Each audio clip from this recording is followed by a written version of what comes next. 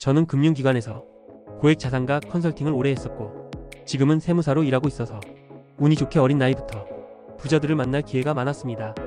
여러분이 생각하는 부자들의 모습은 어떤 모습인가요?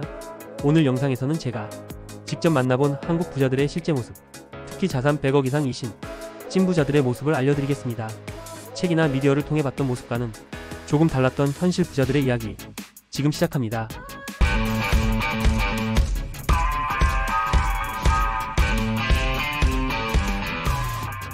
첫 번째 특징, 생각보다 자녀에게 돈 주는 것에는 관심 없다. 부자들 자식들은 얼마나 좋을까? 아빠, 엄마가 몇십억씩 물려주면 걱정 없이 편하게 살겠지. 취업도 안 해도 되지 않을까? 여러분 이런 생각 해보신 적 있으시죠? 저도 한때는 그렇게 생각했었습니다. 그런데 제가 직접 부자들을 만나고 보니 그건 정말 제 착각 중에 착각이더라고요. 부자들은 자식들에게 돈 그 자체를 물려주는 것에는 별 관심이 없습니다. 그냥 돈을 주겠다고 하시는 분들은 막 엄청난 자산가들은 아니었어요. 내가 자식한테 이번에 5억을 증여할 건데, 이렇게 문의하시는 분들은 3, 40억대 자산가분들이 많으셨어요. 진짜 부자들은 뉘앙스가 좀 달라요. 그들이 자식들에게 진짜로 물려주고 싶어하는 건 따로 있었어요. 바로 돈을 만들어내는 시스템입니다. 예를 들어 기업을 하시는 분들은요, 본인이 피땀 흘려 일군 내 기업체가 인생의 전부인 경우가 많습니다. 이분들은 자식들에게 단순히 돈을 물려주기보다 어떻게 세금을 아끼면서 사업을 자녀에게 물려줄 수 있을까를 끊임없이 연구합니다. 그래서 가업상속 특례를 이용하려 하거나 자기 회사의 주식 가치를 낮춰서 증여세를 절세하는 방법 같은데 열정을 쏟습니다. 부동산 부자들은 어떨까요? 그냥 부동산을 전부 증여한다고요? 그렇게 하면 세금 폭탄이 터지겠죠. 그래서 이분들은 토지와 건물을 분리하고 건물만 우선 증여해서 임대 수익이라는 현금 흐름부터 자녀에게 이전하는 전략을 씁니다. 결국 이분들이 자녀에게 주고 싶고 가르치고 싶은 건 돈 몇 억이 아니라 돈 몇십억을 벌 수 있는 시스템 그 자체입니다. 이걸 거꾸로 제 자신에 대입해서 생각해보게 되더라고요. 당장 얼마 벌고 돈 얼마 있고 하는 게 중요한 게 아니구나. 나도 그들처럼 돈을 버는 시스템을 만드는데 평생을 노력해야겠다. 이게 진짜 한국 부자들이 가진 철학이자 열정 아닐까요? 두 번째 특징, 과묵하다. 너무 과묵하다. 저는 한때 이렇게 생각했어요. 돈이 많으면 자랑도 많이 하고 내가 성공한 얘기를 얼마나 다른 사람들한테 들려주고 싶을까.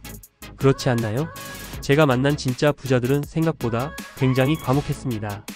한 번은 증권사 지점에서 컨설팅 요청을 받았어요. 가보니 노인 두 분이 앉아 계셨는데 오래된 친구 사이라고 하시더라고요. 그때 판매하던 상품이 800억짜리라서 노인 두 분 때문에 여기까지 왔다니. 해봤자 몇 억 없으실 것 같은데. 약간 김 빠졌던 기억이 납니다. 일단 열심히 상품 설명을 하고 고객들과 대화를 시작했어요.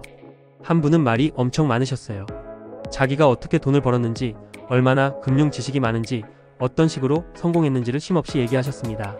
제가 전문 지식으로 상품에 대해 얘기해도 자기가 더 많이 안다고 얘기하시기도 하고요. 근데 진짜 많이 아시긴 하더라고요.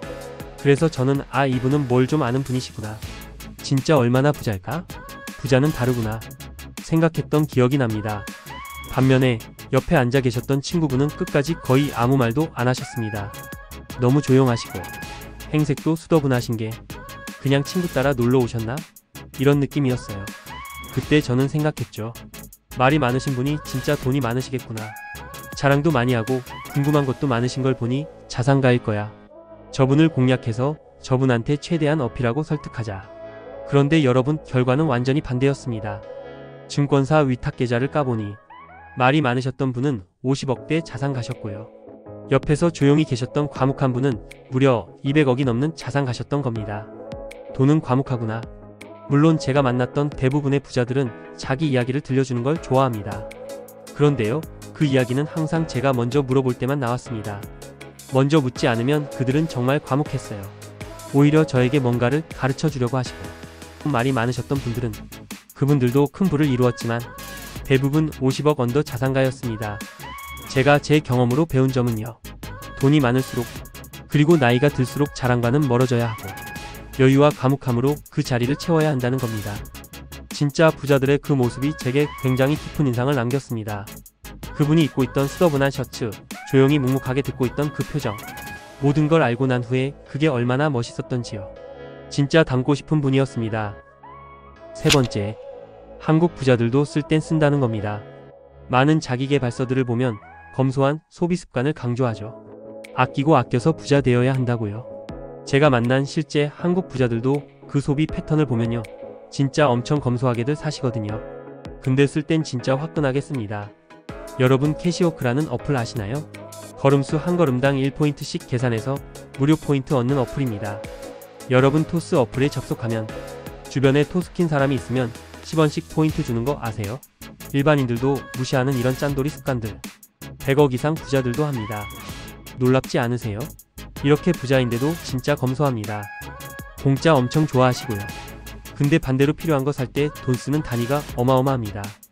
요즘처럼 추운 겨울에는 따뜻하고 실용적인 패딩이 필수잖아요. 평소에 유니클로 입으시는 분들도 패딩은 몽클레어나 캐나다 구스처럼 검증된 고급 브랜드 제품을 과감하게 삽니다. 이유? 돈을 쓴 만큼 오래 입을 수 있고 결국 효율적이니까요. 당연히 아무데나 돈을 막 쓰지는 않습니다. 필요하지도 않은 물건 몇 번 쓰고 말 제품에는 손도 안 대겠죠. 여의도에서 근무할 때 전업 투자자분들을 많이 봤어요. 그분들의 하루 일과는 집 또는 부티크 사무실에서 장 개시부터 장 종료까지 집중해서 투자를 하는 것입니다. 그분들에게 가장 중요한 건 일하는 환경입니다. 이동을 거의 안 하시고 컴퓨터 앞에서 대부분의 시간을 보내시거든요. 본인의 집이나 사무실, 컴퓨터, 개인적인 공부에는 그게 얼마든 거침없이 지출합니다. 본인이 필요한 걸 살 때는 가격표 안 봅니다. 제일 좋은 걸로 사는 거예요. 사업자 내신 분들 비용 증빙 보면 장난 아닙니다. 인테리어 비용이나 컴퓨터 같은 것들 진짜 이렇게 비싼 건 도대체 뭐지? 뭔지 찾아보고 싶게 만들 정도로 비쌉니다. 제가 뵀던 어떤 분은 100억 이상 굴리시는 분인데 차가 없었습니다. 뚜벅이에요. 실례될까봐 여쭤보진 않았지만 그냥 제 생각엔 본인이 돈을 만드는 시스템에 차는 필요가 없다고 생각하신 것 같아요. 필요가 없으니 사지 않습니다. 무슨 부자가 그래?